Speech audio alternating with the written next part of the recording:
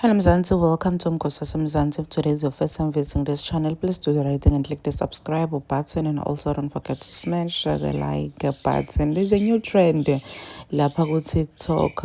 I-trend yakhona ikhuluma nje ukuthi people should forgive their high school bullies. We know ukuthi ngalesikhathi osifundza bekunebantu labe bamabhuli ngale ngendlela lesimanga osabeka esikoleni because you know ukuthi there's someone who's always gonna be on your case, who's always gonna drag you esikoleni ukubukisa ngebantu, and bantu labanjalo bebakwenda utive ungafungi esikolweni, utive ngazuthi isikole ungasiyekela uzonda isikolo.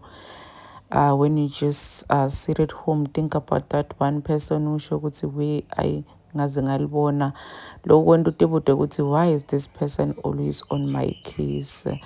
So le trend lena everyone is just talking about it lapha ku TikTok, and this one girl said one of them died going on a first date. Her story made it to the news. So this girl igama lakhe nguThabile. So everyone saw what this girl was talking about uLerato. So some of people abamdrekile ukuthi girl ungakhuluma njani njalo ngemuntu uvelele sikandlulile emhlabeni. Are you rejoicing mhlambe to her that ujabulile ngokuthi ushonile? Why are you like that? Why can't you just let it go?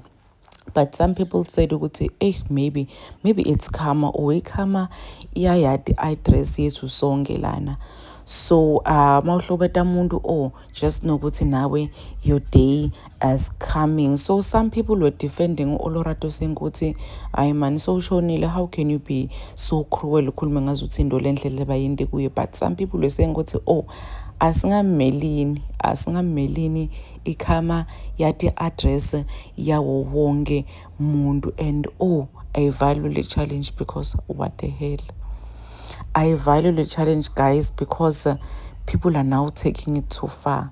Say ba personal or no, say ba too personal. Please do comment what you think below down in the comment section. Don't forget to hit the notification bell so that you can be notified whenever I upload a new video. I'm signing out. So goodbye.